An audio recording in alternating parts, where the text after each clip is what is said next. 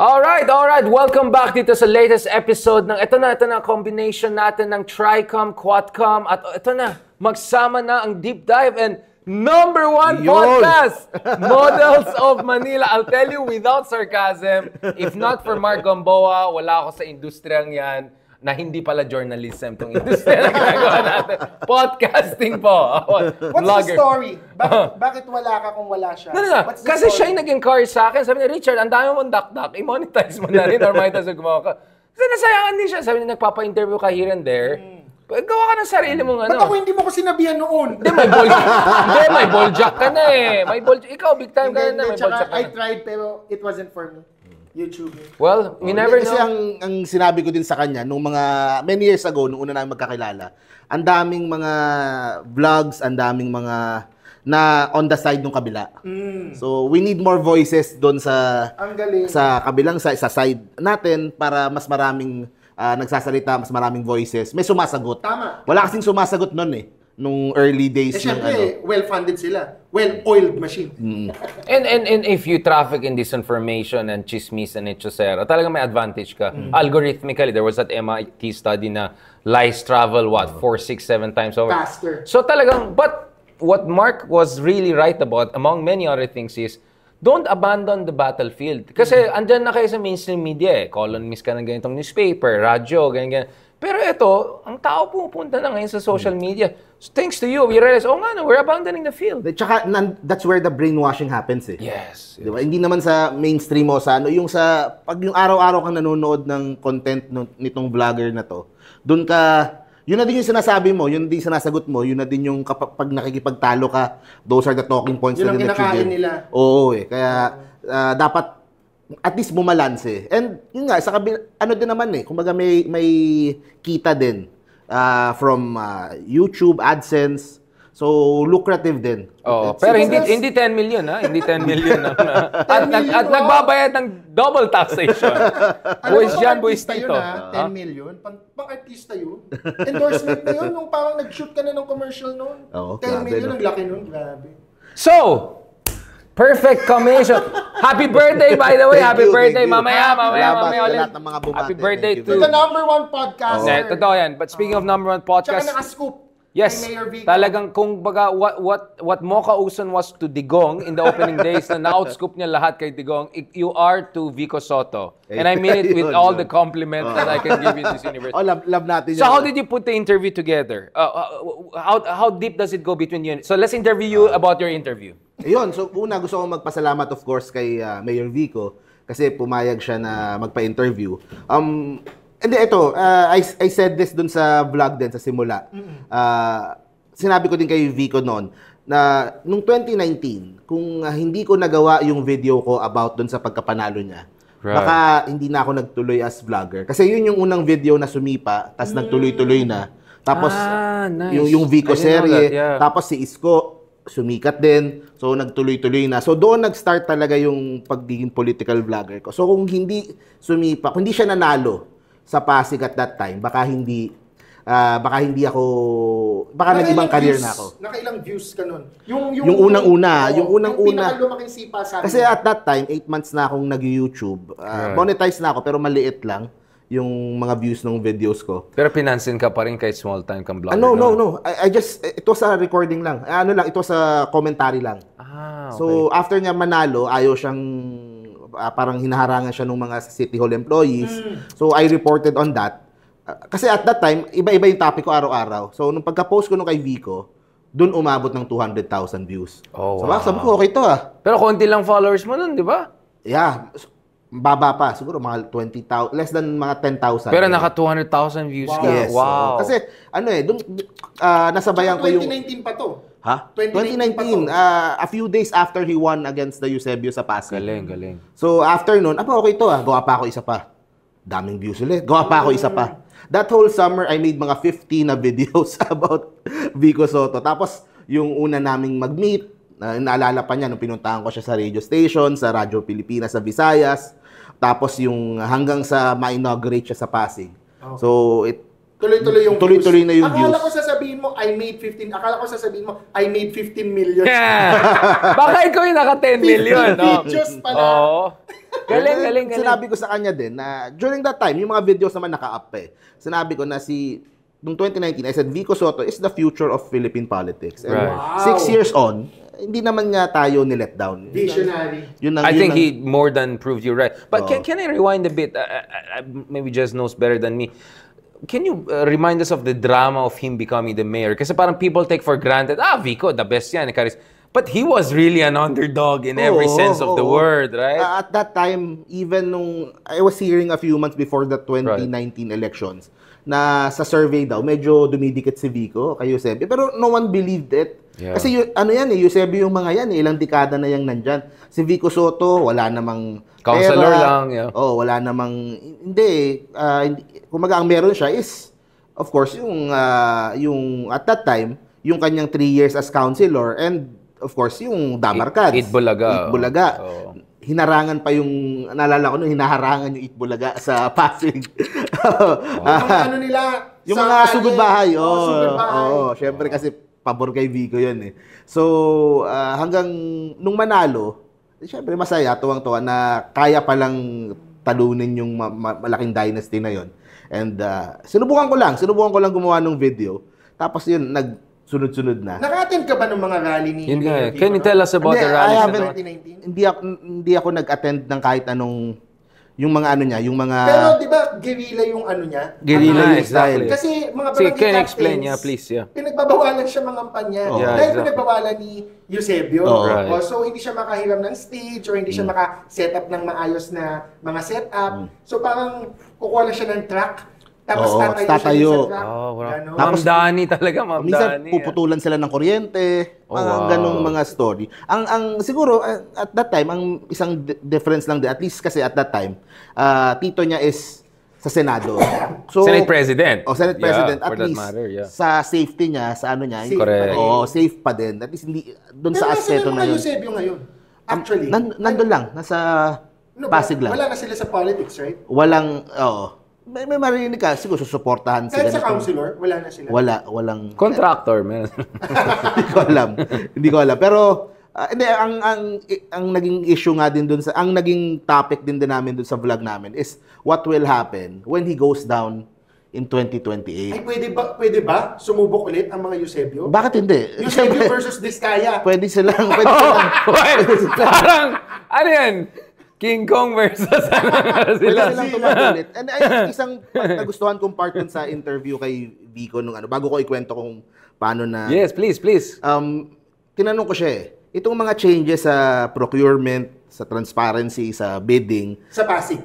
of course, sa Pasig, how will you make sure na kung sino susunod na mayor, masusunod? Yeah, right. Ang sinagot niya sa akin, iniisip ko din yan araw-araw. Okay?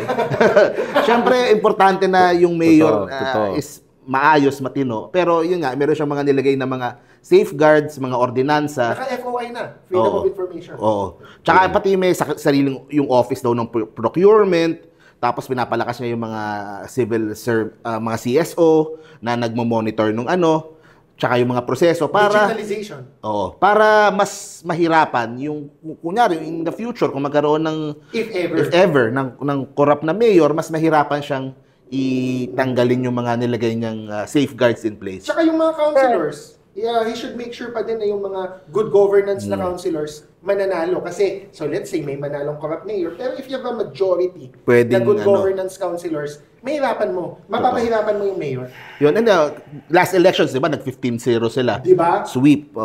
And wow. Ako, ang assessment ko nga, Slam pala nangyari. Hindi nakalusot si Isham, si Supsu. Hindi nakalusot. Wow, natalo pa. Sikat Oo si nga Isham, si pala, Supsu. no? Pero kasi Diskaya siya before. Pero umalis siya kay Diskaya. Independent. Pero wala rin. Pero wala din. Yeah. Pero ang nakita ko talaga sa Pasig, for the last 2 election cycles na sumama ako sa mga nila, Vico Soto talaga is yung command, yung influence, talagang buong-buo yung tiwala ng mga Pasigueño.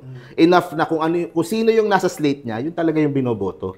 So, to follow up on that, do you think may endorsement power siya na kung sabihin niya, ang i-endorse kong susunod na mayor, Dodot Jaworski, assuming yung vice mayor niya yung i-endorse niya, di ba? Most likely. You think susunod ang mga, or maniniwala, magtitiwala ang mga Pasigueños? Dodot Jaworski, ganun. Siyempre, di ba, ang matunog, is Vice Mayor Dodot, nandiyan din si Congressman Roman. Pero I think basta nandyan si Vico. Yun nga, kasi pag nag-national siya, baka maano yung oras niya, or syempre mahahati yung oras niya, pupunta siya sa iba-ibang lugar. Pero kung as long as nasa Pasig si Vico, hindi matatalo yung So, state congressman? Parang makes sense. Congressman na lang siya. Parang may insider na alam ka. Hindi, sinabi niya, di ba? Sinabi niya, sinabi niya, he's not running for any office sa 2028 Hindi natin... Pero can he afford? Yun nga yung point natin. Can he afford? Kasi hindi, ma-expose yung team niya. Tumakbo. Basta nandun siya. Kasi syempre, meron pa ring fear na, kunyari, ibang mayor, tapos hindi maayos or maging corrupt, pwede siyang bumalik eh. Merong ganun. So, elder statesman siya at 39 years old, something like that. Parang head of the party. Head of giting ng Pasig. So, kung hindi maayos yung pumalit sa kanya, I think naman, kung siya naman yung pipili, malaki naman yung chance na maayos, he could come back at 2031. And then... So let's talk about, so this sets the tone, no? Kasi gusto kong makita ng tao yung konteksto ng bakit ikaw nag-outscoop sa lahat. No, but more importantly, yung comfort level ng discussion at saka yung timing. Kasi pinag-usapan namin ni Attorney Jez yan, di ba? Which is, parang medyo magaspang yung language na ginamit niya. May caveat naman siya. Sabi na marami tayong kaibigan sa media, ganyan-ganyan. Pero even for Vico na nakita ko na medyo fighter mode, andun tayo together, di ba? Doon sa isang campaign. I've seen his fighter mode version. Pero ito medyo bardaguls na eh. Yung parang talagang may hugot siya eh. So kanina, I was just looking at these videos last year pa, pinapagalitan niya yung mga ibang contractors, engineers, kung ano-anong ginagawa. You could see, may pinanggalingan na to eh. Can you explain to me kasi ang why? What's going on? Ang nakikita natin sa media, yung mga umiingay lang na story about the Discayas nung election period. Pero ang daming backstory. Ang daming backstory sa ground eh. Ang daming, at that time... Can you tell us? Yeah, please. Yun nga, dahil nga doon sa mga awayan na yan, dahil nga si Vico is just enforcing yung the law doon sa unpaid local taxes. Yung mga Diskaya, siguro feel nila, hindi, Diskaya kami. Inaano mo kami, lalabanan ka namin. Simula nung nag-start yun, ang daming mga disinformation, fake news. Tapos ang daming... Like what? Kasi parang mga hindi pages, sumikat yung mga fake news about Vico. Like, ano fake news? Sa kanila, yung sa City Hall projects. Issues, yung City Hall project nila. Yung 9 billion. 9 billion. Tsaka yung mahakot na ralisa, taga-QC pa yata. Meron pang mga nahuli, di ba? Yun yung mga nababalita sa news. Pero aside from that, ang daming mga ginagawa. Ang dami nilang ang pangit pakinggan, pero ang dami nilang hindi mo alam kung sino yung mga nababayaran nila or na talagang ang hellbent sila on destroying Vico and beating Vico sa pagka-mayor. Ginastosan talaga. Di ba sa interview, I asked, ballpark figure ng nagastos ng Diskaya. Basta hindi bababa ng B eh. Hindi bababa ng bilyon eh. Yung ginastos for mayoralty race. Si Leandro Leviste, hindi bababa ng B. Yun. Mamaya natin pag-usapan yung mga self-made billionaires na mga peanuts lang inano. But balikan natin. So yun nga, napaka-init nung laban. Tapos syempre, yung mga natamaan ni Vico na maaring mga kumikita dati sa dating kalakaran. Syempre, they want na mabalik yung dating SOP na nila. So, doon sila nag-side sa Diskaya. Dami tayong narinig na daming kumalat sa Pasig ng mga kung ano-ano. Buti hindi naman nakinig yung mga taga-Pasig, di ba? And resound yung kanyang victory 350,000. Yung kalaban yata 30,000, 90%. So, ang layo. So, ang nangyari nung 2 weeks ago, after mag-SONA nung Pangulo, I was looking for my next direction ng vlog eh. Kasi after the elections, pahinga akong konti. Maganda yan. Ano next direction ng vlog mo? Flood control. kasi napakainit ng issue, napaka-importante, napakahalaga. Affected tayo lahat. And ang daming ang daming tataman, ang daming... So, doon ako nag-dive talaga sa flood control issue. Wala, huwag kang magdadive sa baha. Malepto, no? Inaraw-araw ko talaga yung sa content, yung nangyayari, report, bawat probinsya, Parang bawat sa lugar. radio siya itong gano'n. Alam mo, sa radio siya. Biglang, nagbabaton, ay! Mama ba tayo? Yung gano'n, mga gano'n. Yeah, May so- ganon, may ganon. ang- Hindi na wala yung pag-ano mo radyo. Sorry. Sige. Okay lang. Mga ADHD kami. Nung nagkita kami ni Mayor Vico last week. So, nakwento ko na ganyan na ito yung ginagawa ko ngayon na sabi ko sakto nga number 2, number 3 yung mga diskaya Correct. sa top na flood control Sabi niya sige kung makakatulong ako sabihan mo ko. Parang ganun yung sinabi ni Mayor Vico. Tapos doon ko naisip na since 6 years naman na ako nag-cover ng Campaigner. kay Mayor Vico, never ko pa siya naka-sit down na interview. Yeah, exactly. Oo, talaga? So, hindi siya talaga nagsisit down interview Hindi siya talaga halos nagsisit Yung down. Rappler lang Bihira. nakita Ang ko. lakas mo nga Bihira. Lakas nga eh. Siya yung makauson ng good Kaya governance. tinanong ko na. Tapos nung Baka before ko naman. pa naman naiisip na na mag subok ng sariling podcast din. Kasi for the longest time, parating may kasama, mas komportable ako talaga. Parang may reklamo siya for the longest time. Hindi, mas Itong- meron follow-up. Mas madali, di ba? Pag iba komportable yung ako magsiset up. Yeah, mas komportable. Iba muna yung mas magsiset komportable pag may kasama and Sige may lang. kabatuhan ng Correct. insight. Hindi, pero yun nga, so sabi ko, magandang opportunity na episode 1. First. Vico Yes, Soto no. kaagad. Yun. So ako naman siguro pag mga special interviews lang, doon lang ako Pero sa tingin mo, nun. why did he take a liking to you? Ano lang, personal curiosity ko lang. Bakit siya comfortable sa'yo? Kasi syempre, alam mo si Mayor Vico, tao lang din yan kahit politiko na we think is a role model, etc. is doing good so far. Pero syempre, napakita nga niya with Corina and Julius Babaw issue. Medyo may mga personal hugots din siya. Ang nakita ko sa video nyo sa interview nyo, parang he personally likes you, kaya talagang he granted the interview. Everyone likes Mark Hindi, Gamboa. ang pangit naman magbuhat ng... He's No, the no, most you can be honest amazing. kasi. Hindi, pero ang nasabi na din doon sa interview. interview is siguro mas may value lang yung kasama niya from the start. Sa simula ng Right. kanyang pagka-mayor. So 6 years. That's true. Kaya I value din na kaya It's really relationship building. Pero ako Trust. to be fair to you, ang isa ko din nakikita, baka nakikita niya, wala namang vested interest behind you. Hindi. Yun, naniniwala siya sa credibility mo na there's no money behind Mark, there's no political, puppetry behind you. hindi naman Okay lang kahit hindi mo siguro nasabihin sa ako na nagsasabi for you. hindi naman siguro sa gano'n. Pero hindi nga Meron ka kasi na manager. Meron ka na Mahirap na buhatin ng sarili mong bangko. Medyo Kaya nagbubu- Kami na nagsasabi, no? Oo. kasi like Basta ako number sa 1 ka issue sa akin. ng Dabarkads kila Bossing Yun, Vic. correct. Diba? Ako yung nakatutok talaga doon sa topic ngayon. 6 na buwan. Puro yun yung araw-araw yung Correct. topic. Si Pepsi Paloma ba na-cover mo? Yung nung nagkaso si Yes, Bossing Vic, nandun ako sa Sa Muntinlupa. Yeah. trial? Oo, Yes. Nung last week? nung nag-file Yung lang. pinaka-first. Nag-file lang Importanteng last week, ng kaso. ibang topic pero sa Oo. susunod. Hindi, mamaya. Sige. Magandang Oo. usapan. Mamaya. So, tsaka pag tinatanong ako, sa kahit anong interview, how do you identify? Is, pro Vico, pro Isko. Yun naman Yun naman talaga ang, yun naman Or ang... pro good governance. Or pro mga pogi na mayor. Mamaya na tayo sa mga Supra, Hindi, kasi usapan Supra. importante na Hindi, kasi models of Manila. Okay, I'll tell you where this is coming from. Kasi ako, nung in-interview ko si Isko noong 2019, di ba? Tapos biglang, parang may tumitira sa akin. Marami nakita ko yung isang video mo na medyo critical kaya ata sa interview kay Isko. Maybe I misunderstood it. Pero ang kagandahan sa kanya, nag-reach out pa siya sa akin.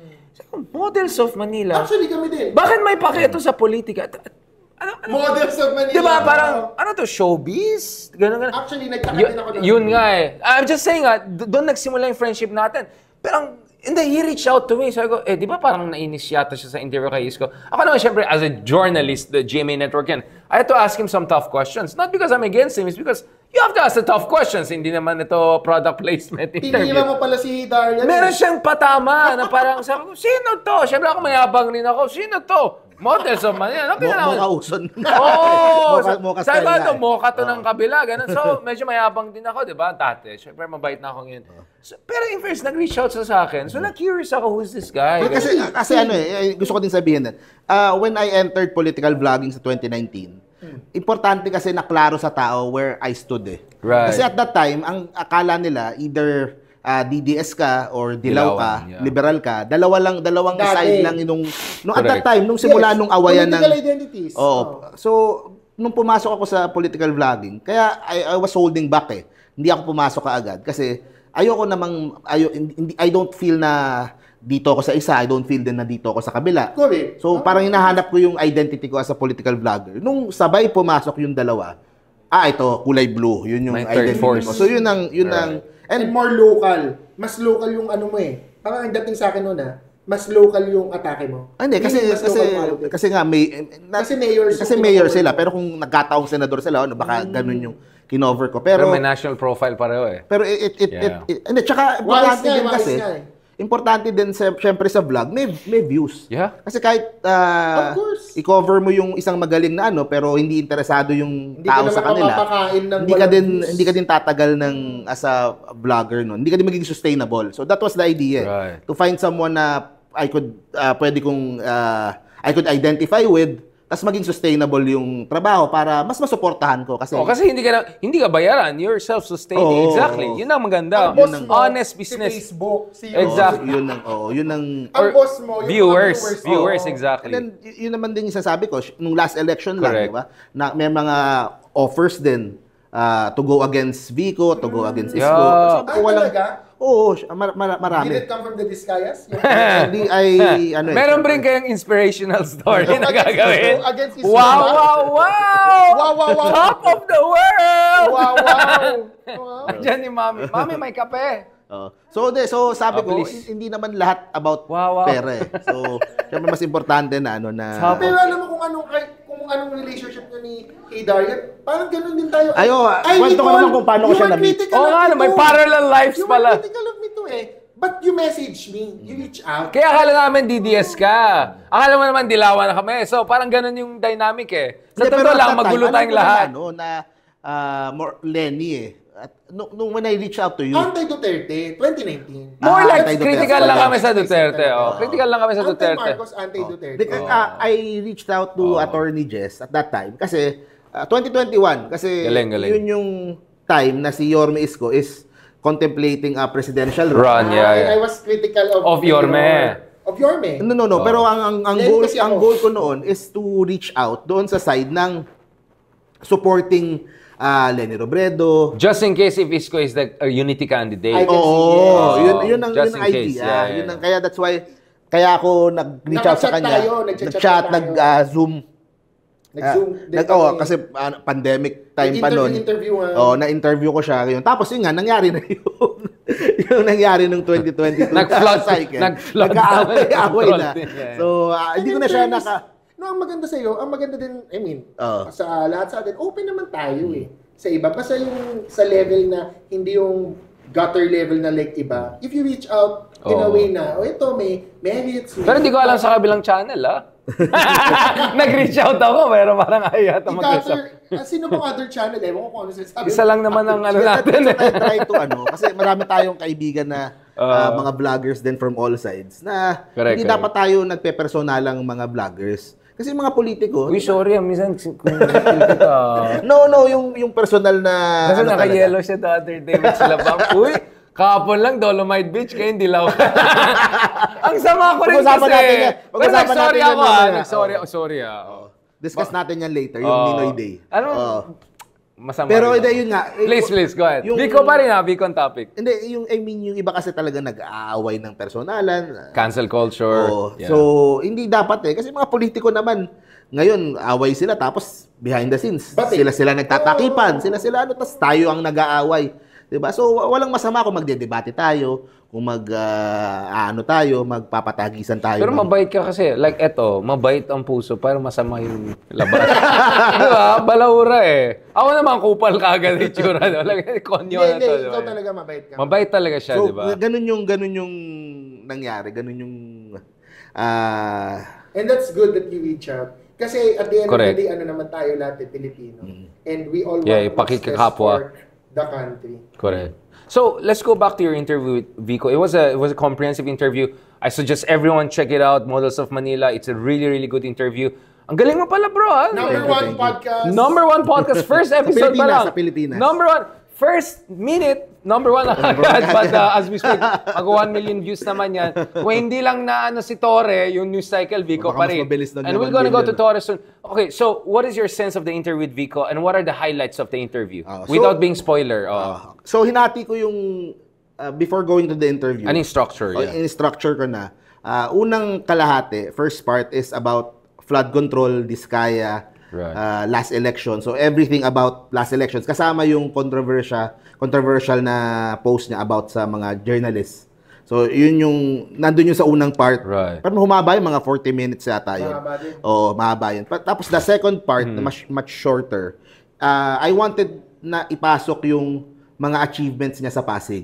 Kasi I feel lalo na kung hindi ka naman naka-monitor regularly sa page ni Vico, baka hindi aware doon sa mga magandang developments na nadulot nung good governance na ginagawa niya sa Pasig. Correct. Yung napag-usapan namin yung mga scholarships, yung mga Can pabahay. we go through them? Yeah, sorry. For the purpose of people, ano yung mga key achievements? Lang mga big 5 achievements niya. Yeah, sakto. Big 5 agenda yung Big 5 main talaga, sinabi literally. niya. So, the first one we talked about yung, syempre, yung ano niya, nakilala siya, transparency, bidding, yung budget, lumaki yung budget from 10 billion, naging mga nasa 20 plus billion na yung budget more than twice. ng Pasig sa buong term. So, tax collection.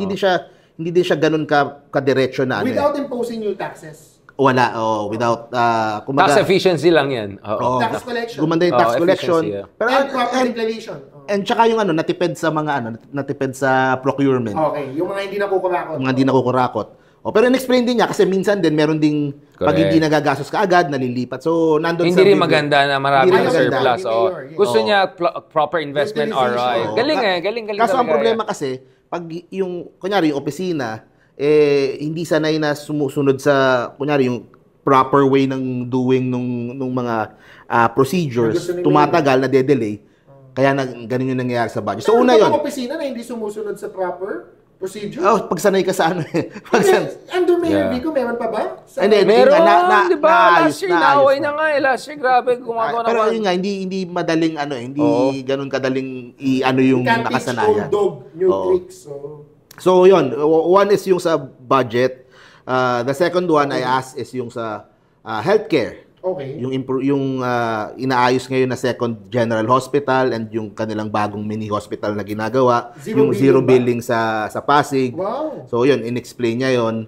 Healthcare. Anong pinapakita nila para zero billing? Kasi sa Makati, sikat ang Makati, magpakita ka ng parang yellow card or Wala na. Anong gagawin sa Pasig? Wala. Pupunta ka lang. Yung pagkakalam ko, pero baka may database sila. How do they verify if you're a Pasigenyo? May database. May database yan. Sinasabi nga niya yung sa hospital nila sa isa, yung unang general hospital nila, 60% yata yung Pasigenyo, 40% kasi nasa boundary ng Rizal eh. Oh, wow. So it takes in...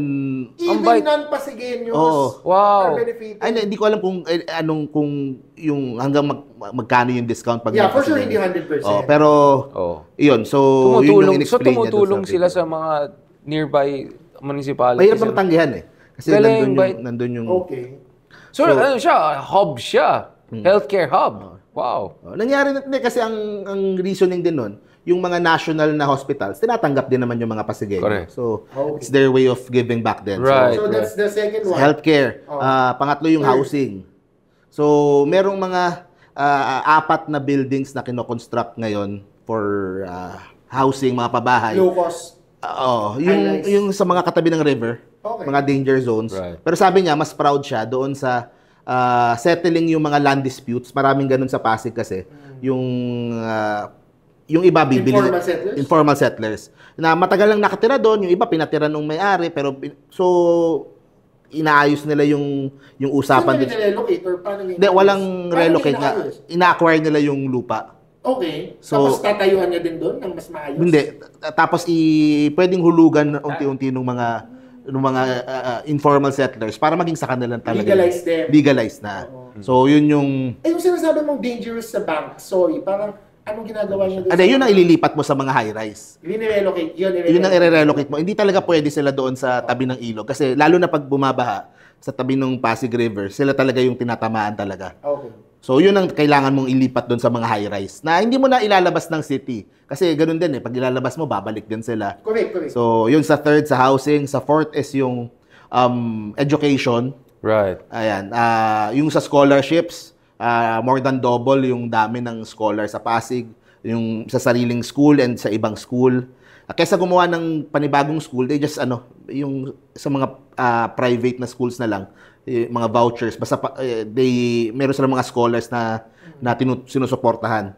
And lastly, yung sa pinag-usapan namin yung sa bagong City Hall na ginagawa. Yun ang pinaka yun ang grabe. legacy.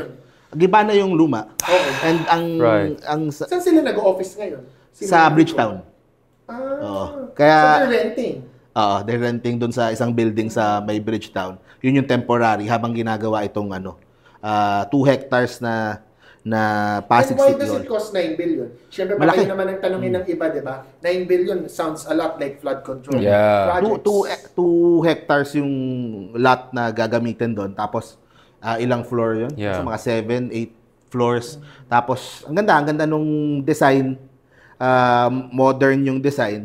Ang idea kasi, yung buong lupa na yon, yung hanggang City Hall hanggang Palengke, parang 8 hectares yata lahat yun. Right. Ang idea is, lahat Kung magagagawing tatayuan lahat. Oh, wow. Papalitan lahat yung building. Pinauna lang yung City Hall kasi nakita nila nung ginigiba na, nga talaga. So, total revamp talaga yung entire area. Condemnable yung building. Sabi, delikado daw. Earthquake and fire hazard. It can collapse anytime. Talagang hazardous. Nung ginigiba yung building, Oh, mas wow. nakita pa nung engineer na May problema. Problema Ay, talaga. nakita kong YouTube It na could have, video. may mga May cracks. tour si Mayor Vico. So, disaster waiting to happen. Pangit na talaga. Oh, wow. So, yun, buti na din naagapan and yung pinapatay yung ganun. And ang idea is ma-revitalize yung downtown area. Na kung makita nyo sa YouTube yung video nung gagawin na bagong itsura nung City Hall. Tapos yung gitna, parang inopen nila yung gitna. Dati kasi 'di ba pag galing ka simbahan, punta ka City Hall, makita mo yung City Hall kaagad. Pero ang gagawin nila, nasa isang side yung City Hall, pag diretso, ang unang makikita yung Space Needle nila. Yung revolving tower. So yun yung mga major projects na I wanted to tackle din, na isama din sa video. Siyempre, prangkahan tayo. Sino contractor yung 9 billion? Kanino na-award yun? Transparent naman lahat. Hindi ko kabisado pero Baka lang may magtanong, di ba? Baka lang may magtanong, sino yung company? 9 billion, laki yun. hindi ko kabisado. Pero pwede namang ipacheck. Hindi siya spokesman ni Vico, just to be clear. So, during the interview, how do you think he explained that? Kasi, for me, maganda yung observation mo. Ang nag-gets ni Vico is hindi pwede good governance ka lang. Na purong negative in a sense of negative na walang corruption. Dapat may concrete ka rin contribution. Diba? So second term pa lang niya, nag-gets niya. Kaya nga nagsimula siya dito sa But ang downside naman nun is may expose ka sa mga disinformation. Na may corruption. Kasi every time there's a big project, immediately pwede exactly. So can you explain dun sa interview mo at saka dun sa observation mo how effective he has been and can he be a kind of a role model dun sa mga ibang mabuting mayor and LGU leaders na gustong gumawa ng malaking project? The reason I'm asking that is we had the Ronald Llamas on different platforms. So sabi ko, ang problema ng Aquino admin, ang late ng mga infra projects, ang ganun. Big ticket. Ang explanation nila is, well, una-una, baka hindi rin na-communicate na mabuti. Pero the other one is, takot din sila di ba? Balik sa mga Arroyo era, mga ganun. So actually, medyo ilang. Kaya nga si Maros, di ba, when he was DOTR, and by the way, condolences for the passing of his mom, medyo ingat daw siya. So, kumbaga, it was not because, so hindi sila corrupt, but not being corrupt is not enough. You need to do something. So, Vico was kind of dealing with that dilemma in an effective way, right? Yun din ang criticism sa kanya nung ibang mga kalaban niya nung huling election.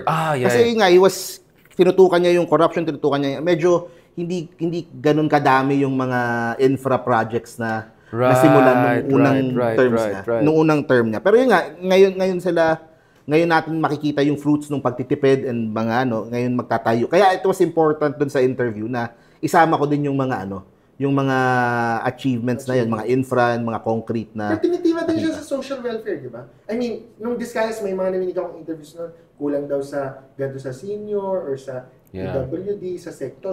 Naman para kumaga parati namang pwedeng hanapan ng kulang. Siyempre, hindi naman perpekto yung ano. Hindi No, kasi alam mo, senior, syempre, it's an issue na nako-compare city to city. Manila, Quezon City, Makati, etc. So, I mean, I just wanna know, if napag-usapan niyo ba, kamusta ang mga sectoral welfare, like senior, PWD, yun ang hindi solo namin, parents? yun ang hindi ko na-discuss. Kasi yan ang uso sa amin, sa QC. Right. Na we really look after sectoral organizations or stakeholders. Pero ano, sa Pasig, hindi ko na natanong nga, dapat, yung pala nakalimutan ko. Sa Pasig, yung mga hindi nakakatanggap nung mga government pension, ano, na pinupunan nung kasi sa Manila, Pasig. big issue yan kay Hani Lacuña, di ba? Dinoble With niya. Mayor Isko, yung senior citizen payout. Dinoble, tapos hindi pala afford ng city yung laki nung ano. So, sa Pasig, may ganun din. Pero, yun ang hindi ko nasama sa interview pala. Oh, pwede ka ba magkaroon ng second? sa next na ano, sa next na. Pwede mo akong isama. Actually, I saw what he was doing there. He was setting up the next interview, basically. Kaya nagtanong ako, may part 2 eh. Now, I want to go back again. Again, bakit magaspang? Kasi ang dami nagalit from my sector, the journalist sector. Although ako naman, I'm a public intellectual. So I'm transcendental figure. Very European, very Parisian, right? Wow. Saint-Germain. Eyebrow. Okay. No, going back to this. Obviously, everyone knows his intention was right. Obviously, I think everyone knows anong tinutukoy niya, just to be honest about it. But kasi the way he said it is parang he was casting aspersions on, or at the very least, giving an opening ammunition dun sa mga masasamang tao, Team Kadiliman, na parating sinasabi, bayaran tong media, journalists are... Totoo naman talaga may mga bayaran, may mga rotten apples. Pero bakit hindi na lang sinabi niya, hindi katulad ng mga rotten apples. The way he said it, parang iba yung dating. Kaya nga yung response ng ibang journalist na, who actually love Vico and everything was, wait Show lang. evidence. Yung iba naman mukhang natamaan. Wala na akong comment doon. Tanungin niyo lang yung kabilang channel. Marami siyang hugot dyan sa mga... But this is where I'm coming from, bro. Kaya ako may pagka-caveat ako. And we had a very long conversation on that. Diba? Tinanong ko din siya din doon talaga eh. Parang hindi ka ba na ano na may magagalit? Kasi maraming nagalit talaga ng mga taga-media. Kasi iba siguro. Na mabuting tao itong mga to. Hindi itong mga kurakot or something. Good intentions din. Good and bad. Hindi, wag na yung mga bad. Yung mga good intentions. Yung mga bad, talaga natamaan sila. Tama lang yon. I'm happy na natamaan yung iba. Sa akin, ba't ka tatamaan kung... Thank you. Ba't ka tatamaan kung wala ka namang ginagawang gano'n? At alam naman nila yung ginagawa ng mga kasamahan. Hindi, ako, alam mo bakit? Kaya nga nirelease ko yung video ni Digong eh. Nung inaaway-away niya. You criticize me, I'll criticize you. Alam mo, kumbaga PTSD ang media doon sa 6 years ni Digong. Do you get what I'm saying? Ako, may PTSD din kami in our own different roles. Basically, sabi nga ni Cayetano, di ba? Advocates tayo. No, but going back to this, ako kasi, I hope he understands, PTSD siya sa mga nag-disinfo sa kanya, pero PTSD din ang media sa mga disinfo at mga kababuyan na ginawa ng Digong administration. Kung mga lahat tayo biktima ng disinformation. So, we just felt it came off a little bit too, hindi naman reckless, masyadong sharp edge. He could have been a little bit more suabe about it. Kasi may swabe naman siya eh. Kasi hindi siya nagpangalan ng tao pero naglagay ng mga picture, di ba? So, yung pala eh. Magaling ka pala magpatama, di ba? Pero, and then, why did he give an exact figure? May resibo ba siya? Eye-popping number. But hindi na sinabi millions or todo-todo. I mean, there are many ways to say may mga malaking bayaran dyan. Pero why give 10 million specific number, mga ganon? Bakit what if 900? Hindi kasi ano eh. Hindi ka pala magaling mag-interview. Second part 2 na natin yan. Tawain mo na si Man. I'm just kidding. No, I just want to understand. Press on that masyado. Baka kaya ako yung... Pero sinabi feeling ko nga. Kaya ayaw na ayaw sa amin ng mga politiko eh. Hindi, pero from the start. Kami pang kailangan magbayad yata pag kami. Kasi ayaw nila sa amin. Unang sinabi niya. Everything I have to say about the issue.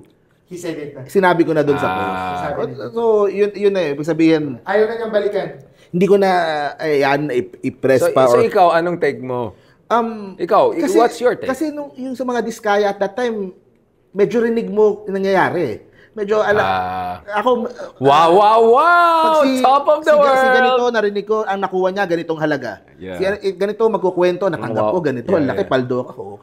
Okay yan ah. Ganyan. So, hindi ako magugulat kung talagang nakaabot kay Mayor Vico kung ano mang figure yung binibigay. Kasi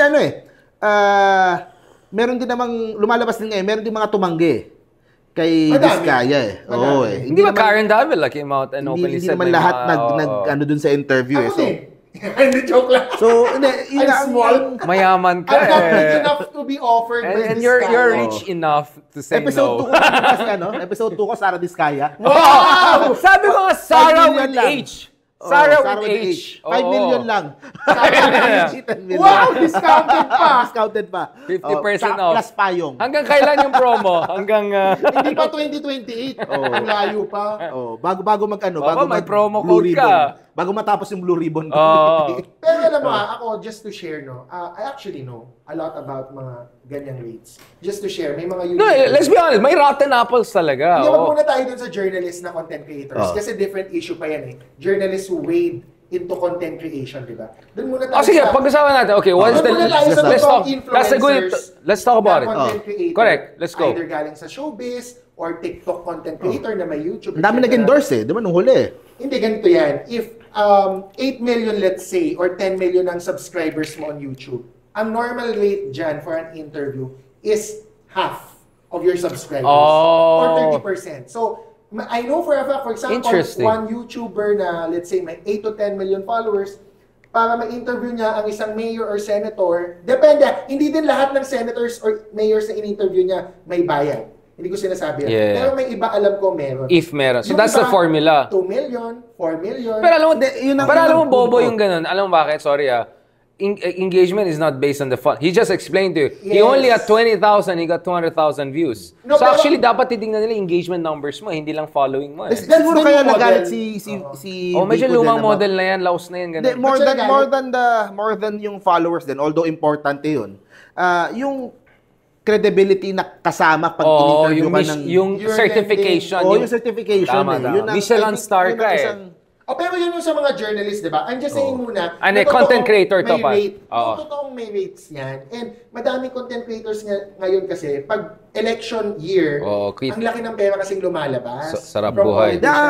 So, they're trying to catch some of the windfall. Ang main na question talaga nga ni Vico, sinasabi nga niya, tanong ko, ba't mo ginawa yan? Ang dami magagalit. Ang main question, where do you draw the line? Yes. Maganda as a society, pag-usapan natin, di ba? Kasi open secret Noong nakaraang eleksyon, maraming mga sikat na artista, vlogger, nag-endorse ng mga politicians na lumalabas yung pangalan ngayon, yung mga tinatawag nilang contractor. Diba? Mga party list na may mga sikat na artista. Where do you draw the line? Correct. Diba parang hindi yun naman ang tanong for journalists na turned content creator. Pero ako just give me time Ako I wanna differentiate kasi si Corina Sanchez with Julius Babaw Kasi ako tinitingnan ko, to be fair to the content creators, yung kay Corina Sanchez, yung interviews niya, for me, mas problematic. Because mas klaro yung timelines in terms of journalist ethics. November 2024 tsaka Jan 2025 yung interviews. Ngayon, let's say, may bayad o wala. Pero kung may bayad yan, let's remember, Mark Richard, hindi naman bawal actually magbayad kasi kung declared mo naman yan as political expenses and political ads legit naman you know your own network very strict your own network na where you have shows may mga declarations yan actually si Corina Sanchez pwede niyang ilabas yung resibo if ever kasi sinabi niya yung iba may resibo etc ito lang ganyan kung magkano yung amount but going back sa ethics si Corina kasi November, Jan alam mo na may issues na ang mga Vizcayas. Mayor Vico was very vocal. Ako sinusundan ko nun, St. Timothy tsaka Miru. Pero in election period, I mean, naka-register na sila ng October. Naka-file na sila ng I mean, come on. Ako naman, that's where I wanna point out, hindi kasi masyado alam ng tao, tsaka hindi ko to napopost kasi it's too detailed. Yung kay Julius Babaw, in fairness, June, July, August yung interview niya. Actually, way before in fairness. The filing of candidacy. In fairness to Julius, Tsaka wala pa talagang balita masyado nun about Miru and St. Timothy or yung mga unpaid local taxes. Wala pa yun. So, to be fair... Timing matters din. Oo, to be fair, medyo na-lump si Julius with Corina, but the timelines show something different. One. Second, actually, if you notice yung kay Sir Julius, more than kay Corina pinanood ko yung buo ng kay Corina. Kaso deleted na pero may mga ibang nag-re-upload. If you watch it, masyadong wala ka talagang mapupulot. Pero yung kay Julius Babaw, madami kang unintentionally buti na lang pala na interview niya. Kasi, paano natin malalaman yung mga yung mga memes na lumalabas ngayon, it's because of Julius Babao's interview. So, meron siyang silver lining na at least na interview niya pala. Kasi, kahit sabihin natin, unethical yun yung accusation ng iba. Paano natin na ko-condemn ngayon ng mga Discayas for what they're saying and yung kanilang wealth na ini-investigate ng Customs and ng BIR? Hindi yun mangyayari, I think, if wala yung Julius Babao interview. So, to be fair lang kay Julius Babao. Actually, And mag-thank you na nga tayo, nagtanong si Julius di ba? Saan galing tong grasya na to? Why would they say that? Why would they say that? Impunity? Grabe. Aren't you shocked with pero yung asawa medyo tumingin yung medyo may split second, ingat ka. Pero si mother, sinasabi proud and loud and proud. At saka yung isang magandang sabi doon, loud and proud. Interview na we should be thankful, silver lining, is pinahiram yung license. Inamin. Diba kasi yun yung issue din ngayon ni... Hindi, kaya nga gusto ko yung ginawa ni Julius Babao na booking Investigative. Forever na yun. Exactly, investigative journalism Unintentionally, nasplok yung mga ganong practices na di mo naman dapat pinapahiram ang lisensya from PCAB or yung isang contractor. Pero, grabe. Binayaran lang ng royalties. Exactly. We would have never known that. Thanks to Julius. Kay Corina Sanchez, unfortunately, wala akong masyadong mahita. Wala akong ma-extract na publicly useful. Hindi ka inspired? Hindi ka inspired? Hindi ako inspired. Imagine mga bata ngayon, anong pangarap mo? Mag-DPWH. Contractor. Alam mo kasi yung mga old people, District so engineer. sa mga Discayas, markers of kasi sa kanila, di ba? Status and wealth. Correct. Yung luxury cars. Ngayon sa mga kabataang tulad ko, tulad natin. Sige lang, Jess. Travel. Medyo baduy na. Pero it's about experience. Yung mga luxury cars para, medyo. Ang mahal ng maintenance. Correct. Saan mo igagarahe? Correct. Di ba? Ba't ka pa bibili ng luxury car? Saka pwede ka mag-rent din yata di ba? Kasi dapat mag-travel sa space ka lang. Sa pera nila. Sa pera nila. SpaceX, sasakay sila sa ano. Pero yung umbrella at yung Hermes leather ang hindi ko nakayanan Kasi hindi ko pa alam, nung nag-usap tayo, sabi niya, alam ko, Richard, hindi ka mayaman. Ito ang explain ko kailangan mo ng 40 different versions kasi yung iba may umbrella, yung isa walang umbrella, yung isa Hermes, yung isa Ferragamo. Yes. Sorry! Hindi mo alam. Nakita mo ba? May chiller. Yung isang kotse. May wine glass na naging tuloy yung mga car, vlogs. Naging siya ng content ng car vlogs. Oh my God. Grabe pala. Hindi ko alam. Grabe. Ang daming versions. Hindi ka kasi bilyonaryo. I'm sorry. I'm a normal person. Pero bilyonaryo ka? Not even. Utang. Charot na. By the way, akong taklesa ako Sabihan nyo lang pag-stop na. Alam ko, accountant yung kapatid mo. Kausapin natin. Bilyonaryo. Yes, siya. Sorry. And lahat ng tao have a right to be a millionaire. Mabasok ko basta maayos, malinis. Of course. No, ako kasi, yung billionaire, excessive That's why we have to tax the rich, we have to have a wealth tax. Ibang usapan na yun. Hindi tayo galit sa mayaman, pero sana naman, di ba? Medyo, wag 40 cars. Pero si Julius, may interview siya sa isang congressman, alam ko, 30 yung cars niya. Purong puti pa yung iba. Parang, kailangan natin na maraming lifestyle check mangyari sa mga panahon ngayon.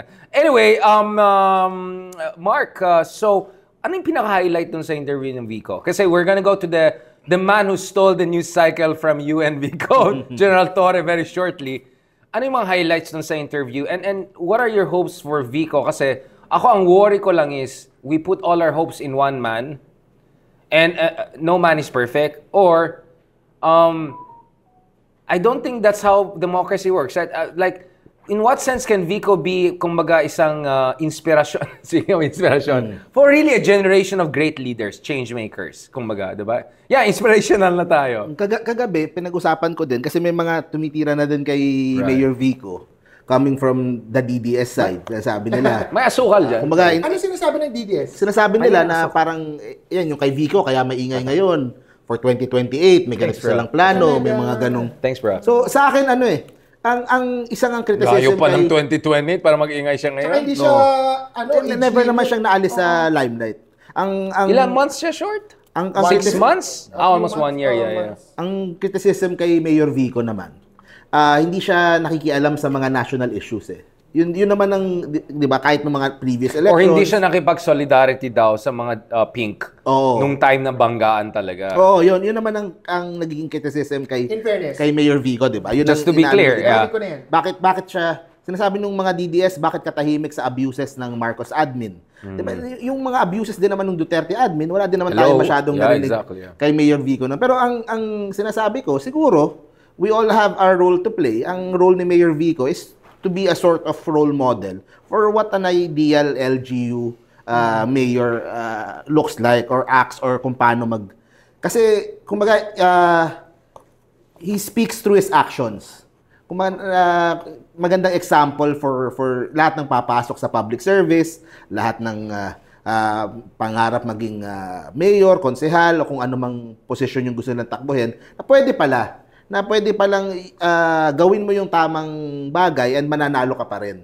So I think yun ang role ni Mayor Vico ngayon eh. Yun yung kanyang nagiging and ganun talaga pag mayor, you have to be more local. Kasi ang hard to navigate national politics kaso local. Naapektuhan eh. Oo, maapektuhan yung local politics eh. I mean, yung welfare ng tao hindi yung politika mo as a mayor. Just to justify as well, di ba? Si Mayor Lenny, nung mas naging mayor na siya, she's steering away from national issues. National issues. Kasi talagang ang role niya, ang kanyang constituency, kanino siya may utang na loob, kanino siya may obligation. It's to the people of Naga. And ang isang nga dyan is hindi ka naman inelect ng mga tagalungsod mo para makialam lang sa mga issue sa national. So may ganung aspect. Kami nga, hindi naman kami elected, pero may pakay kami sa buong mundo. Oo. Sana kami Echosera. At the same time nga, syempre, yung constituents mo, halo-halo din. May DDS dyan, may Pink dyan, may Loyalista dyan. So you can't cater lang o you can pick sides. Exclusive. Oo.